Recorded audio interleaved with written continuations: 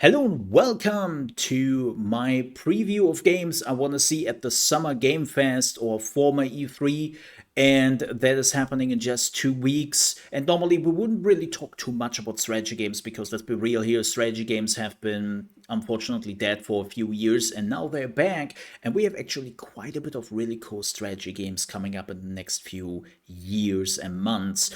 And I just want to talk about the 5 games I'm hoping we are getting more information on, and hopefully also getting more information on when those games releases. Let's talk about the first one. Whatever Creative Assembly is coming up with next. We have heard from insiders that they are working now on 3 Total War games. And I know that some people will immediately say, yeah, Warhammer 40k, woo.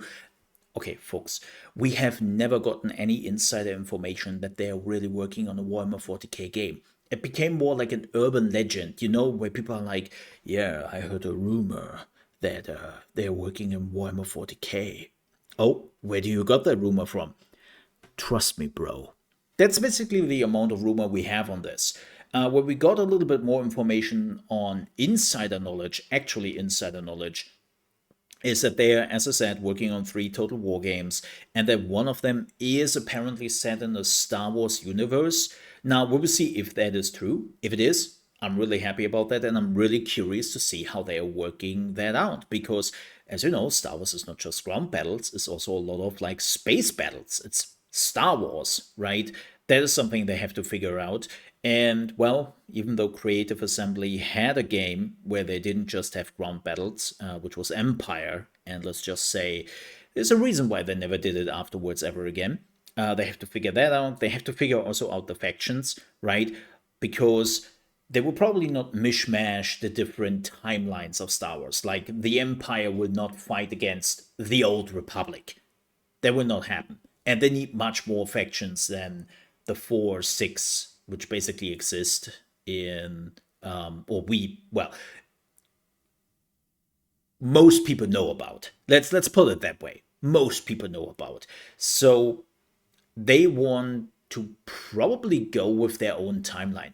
Like they're just going 1,000 years into the future or 1,000 years before everything is happening in the movies, and then just creating their own factions. That would probably be the safest way. But we don't know.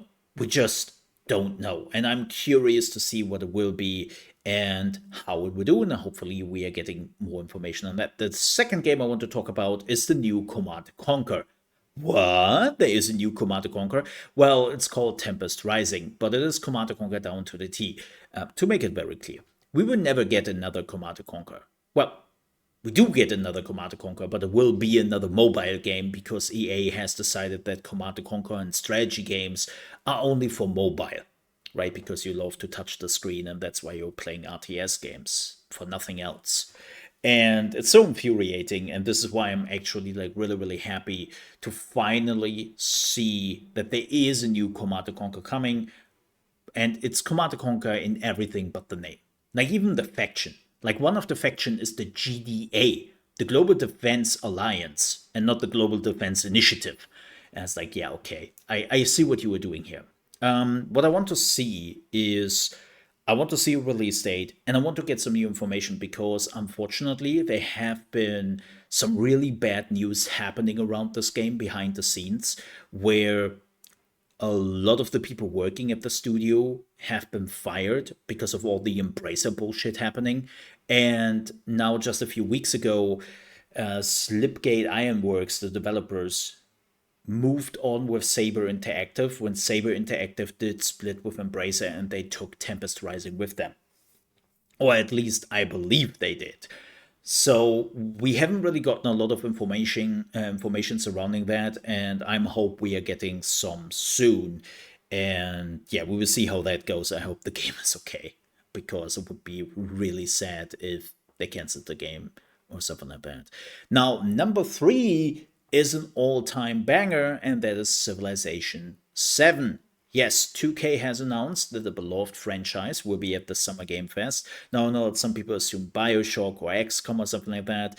I'm pretty sure it is Civilization because They have already announced that they're working on Civilization 7. They have announced this a few years ago that they are in the works of getting that game together and they need more people. This is why they are basically announcing it now, right? Because they need people.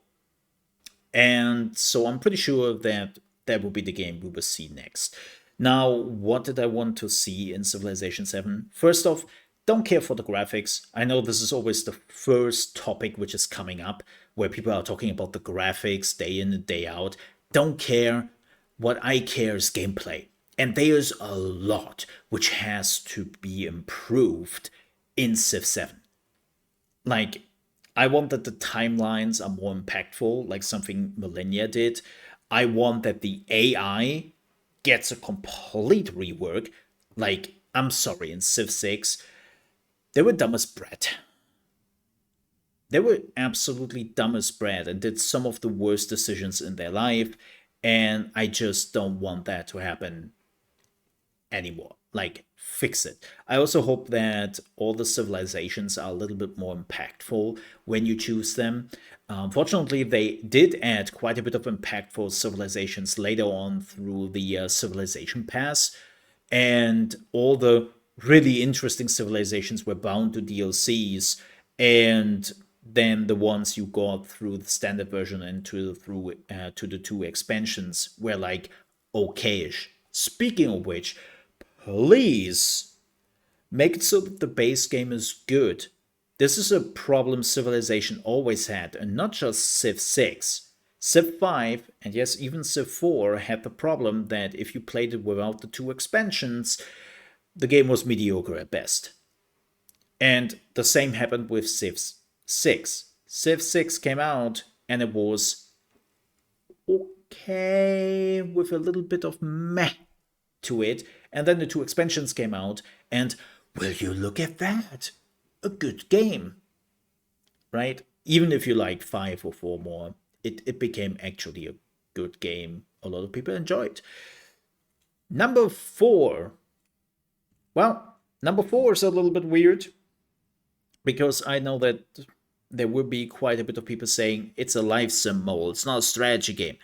Yeah, I know. Let's talk about The Sims. So, if you don't know, I'm a huge Sims fan. I've been playing The Sims since the first one. I have over 1,000 hours in The Sims 4. I have all the expansions, all the DLCs, all the little packages. I basically financed one of the executives at EA a new yacht with how much money I spent on the DLCs.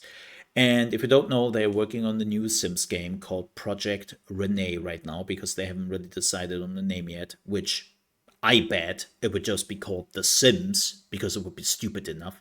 And it will have a co op component, which already makes me think, oh, this is how they push always online, probably. This is how they will push also selling you a lot of microtransactions. Like, I wouldn't be surprised if so the base game will be free to play, right? It will be for free. And then half of the stuff, if not even more, is not even unlocked in in the Sims. And you have to pay for it, or you have to do some stupid stuff in the game and play it for weeks and months to unlock a new bed or a new table or something like that. And this is what I fear the most. And I really hope that they hopefully showcase a little bit more of the game, that we are actually getting the first real trailer instead of just some snippets and screenshots and some explanations. And I'm just afraid what they would do with the new Sims game because they kind of tried to do it with the Sims 4. Thankfully, the community pushed back immediately back in the day, but that was 10 years ago. And nowadays, I wouldn't be too surprised if EA is just doing it because it's best practice for them, right? So, yeah, that's definitely a game I'm looking forward to, and I'm also very much concerned about. Yeah. Number 5.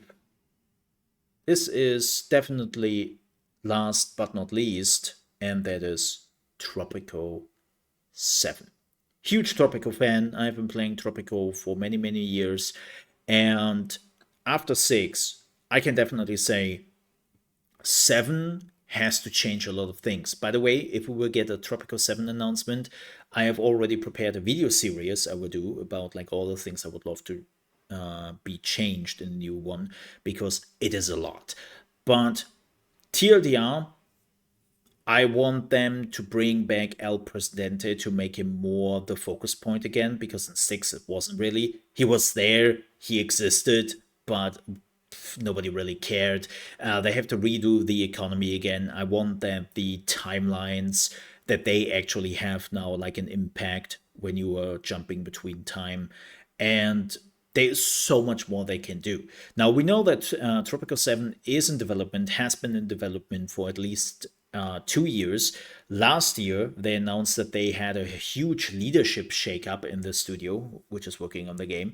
So we will see how that goes. But I'm really curious because this time, Tropico 7 is developed in-house at Calypso. This is the first time Calypso is doing this, because before that it was always a third-party developer, and well, those developers moved on most of the time. Yeah, they were probably just getting sick of it, and they were like, you know what, let's do it ourselves. And I'm curious how that will work out, but we know nothing about it yet, and I hope that will change with the Summer Game Fest. But you know what?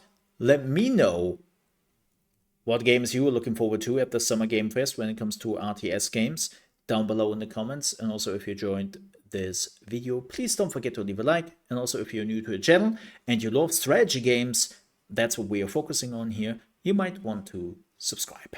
With that said, thank you so much for watching, stay safe, and see you next time. Bye bye.